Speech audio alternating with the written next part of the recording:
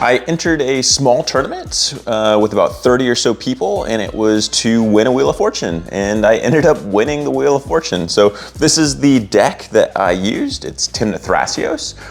Normally I'm on Tymna Crom or some other lists that are using the Grixis shell, but I decided to switch it up. And so here we are, the partner pair of Tymna Thrasios. They are kind of just value in the command zone, and then Thrasios is of course an infinite mana outlet. So here are a couple of my win lines, mostly Devoted Druid win lines. That's what I realized that I was winning the most with. Getting a Devoted Druid that is no longer a creature so I can get infinite green mana using Swift Reconfiguration or Machine God's Effigy, or getting a Hazel's Brewmaster while Devoted Druid is in the bin. A couple of the other lines are Kinnan with Basalt Monolith, of course, winning with a Mnemonic Betrayal in the late game, and I did end up putting Gifts Ungiven in the deck because the unbanning was just a week or two before this tournament. So I jammed it in and decided that there were quite a few lines that weren't incredibly mana intensive, you know, relatively speaking for this deck. A lot of the lines involved gifts, getting a Savine's Reclamation, a Hazel's Brewmaster, a Swift Reconfiguration, and of course the Devoted Druid. So I think, if I remember right, I used that line once, and you need 7 mana at the most for that line. The other win lines is just classic Demonic Consultation or Tainted Pact with a Thassa's Oracle. And I'll tell you about the finals round because there was a really cool win line that I got with the Thassa's Oracle Demonic Consultation on an opponent's upkeep, actually. Okay, so round 1, I ended up losing to a Magda player. The Magda player happened to be my wife, and no, I did not let her win. She just cruised her way to a victory on a really early turn 2 or turn 3, and there was nothing I could do about it. I think I had a silence on the stack, and even with that on the stack, she just comboed off with the Clock of Omens. Game 2 was kind of crazy. There was a Deafening Silence out, and I was playing against a Stacks player. I was playing against a Kinnan player, and in this particular tournament, there were a ton of Kinnan players. Even though it was a smaller tournament with about 30 or so people, I bet there were 10 or so Kinnans, which the deck is great. I mean, this deck is pretty much Kinnan with a couple extra colors. So I lost game 1.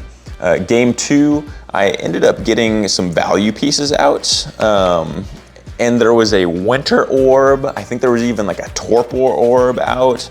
It was just crazy, but I was able to get both Seedborn Muse and Smothering Tithe out, and I ended up finding a victory in that game. Game 2, this deck was really great against Stacks. Also, turns out Kinnan is really good against Stacks, and it was pretty much a 1v1 myself versus Kinnan. But since I was able to get an early Seedborn Muse and able to get a Smothering Tithe, I was able to break a lot of the Stacks pieces and able to get on top of those. Also in this deck, there are lots of removal pieces because there are tons of tutors in this deck. I mean, this whole stack is a bunch of tutors, and if an opponent has some kind of Stacks piece that prevents me from tutoring, that does cripple this deck a lot. So I have quite a few removal pieces in this deck, and that Stacks opponent did have like an opposition agent out, and I was able to Abrupt Decay it, and I realized that I was using this card, Abrupt Decay, almost every single game, and it was super effective against Rhystic Studies especially. Destroying target non-land permanent with mana value 3 or less that is uncounterable is, turns out, pretty busted. So MVP, shout out to that. So I won game 2. Game 3 was weird because one of my opponents dropped, and so it was a 3-pod. Myself, there was a Tymna Crom in that pod, I believe, or a Tymna something in that pod. And then I can't remember what the third opponent was on, but I probably don't remember what they were on because I just cranked out a turbo win. Being in a 3-pod, I wanted to keep something that was really quick. So that was actually the round that I won with a really interesting Hales Brewmaster and Devoted Druid line. So turn 1, I cast Devoted Druid. Turn 2, I was able to tutor up Brewmaster, and then turn 3 just cast Brewmaster and had enough mana using a Dark Ritual or something like that to get out the victory on turn 3. Round 4, I ended up losing. There was a Kinnan player who, if I remember right, they were undefeated in the first 4 games, and I believe it was that Kinnan player that I was playing against on game 4, and they just were able to turbo out a victory. So let's talk about finals really quick. So there are four rounds, and then it's cut to top 4. So again, this is a little bit different than a lot of the bigger tournaments, just because there were less people in this particular tournament. So 4 games, 4 rounds, and then cut to top 4. Turns out you needed exactly 2 wins to get you into the final 4 because, spoiler alert, that's exactly what I had. So I was gonna be sitting in seat 4 in the final round. Since I just snuck my way into the top 4 with 2 victories, I was sitting seat 4. Now there was this whole thing in the earlier rounds where we were using Top Deck GG, and that gives you seats. And the organizer told us that yes, those are the seats we were sitting in, but we were also gonna roll for turn order. But then we realized, I believe in game 4, that was actually not true. The seed order is also the turn order. So unfortunately, once we got to finals, I was sitting seat 4 and also a mulligan to 5. And I told my opponents, I am the threat. And they all laughed. And but again, spoiler alert, I ended up winning. So it was just the grindiest game. Games 1 through 4 were all capped at 80 minutes. But then the finals round was not capped for time. And we were just going turn after turn, pit for pats, lots of counter spells, and we were all playing very conservatively. We were just trying to probably draw the game. And in fact, opponent in seat 2, who was on Malcolm Kedis, kept bringing up, hey, like, let's take the draw. Let's take the draw so we can get out of here. It was pretty late, and I was also tempted, but the difference between a Wheel of Fortune and like a couple $100 in store credit or something like that wasn't a ton, but I needed a Wheel of Fortune. So I said, let's just keep going.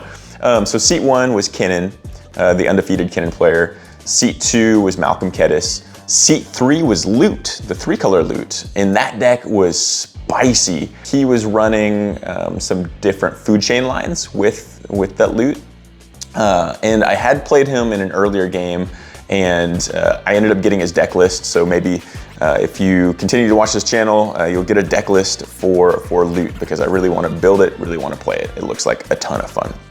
So finally, the Kinnan gets out a Seedborn Muse, but we end up destroying one of his mana rocks.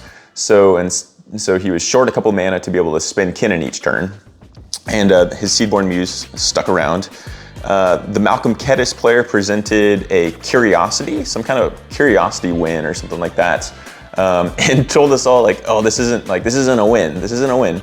But the Loot player ended up forcing it because I believe that somehow it was actually a win, and I don't think the Malcolm Kedis player was intentionally trying to deceive us by any means. Super chill player. In fact, that whole pod was fantastic. But it was either like a win or just like too much value, because Curiosity on your Malcolm is kind of busted. So I believe it was a force or some kind of removal on the Malcolm. And we were just slowly getting out value engines throughout the game. And by a very late game, I remember having a crap ton of lands out. I looked at all my opponent's hands, and if it got back to the Kinnan player, they were going to win the game because they had just tutored for something. And so that went to the top of their library. And so on their upkeep, I said, okay, hold on, I'm gonna respond on your upkeep. And I had a handful of cards. I had a ton of cards because I wasn't really doing much that game, honestly, because I was on a mold of 5. Turns out, Court of Calling can tutor for your Thrasios Oracle at instant speed. So on Kinnan's upkeep, I cast Court of Calling, get a Thrasios Oracle, and then with the Thrasios Oracle on the stack, I cast a Demonic Consultation, naming Tarmogoyf or something like that. And my opponents just didn't have any cards left, and I had just waited until the very last minute, partly my choice and also partly just because I didn't have much else going on in the game. But I learned a couple things.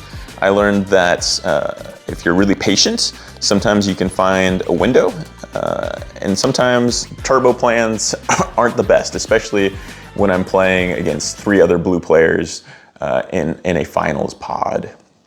But this deck performed really well. It was really interesting that I had 2 losses and no draws, so just 2 wins. So I went 50% win rate in the Swiss, and then did end up winning in the finals. If you want a more extensive deck tech on this Tymna Thrasios, I'll make one pretty soon. Also, the deck list, the Moxfield list, is in the description below. I want to shout out Larry's Game Store. That's my LGS. This is his playmat that he custom designed. Look at this. That's Larry, by the way. Anyway, fantastic game store. Had a ton of fun at this tournament. They host it once a month. The last one was, of course, Wheel of Fortune. Then they're hosting a Grim Monolith, Win a Monolith, and then the next one's going to be the Lion's Eye Diamond. Also, the entry is just 20 bucks, so it's super cheap. It's a fantastic way to dip your toes into the format in a really small tournament. Thanks for watching. Don't forget to drop a like and subscribe. Peace.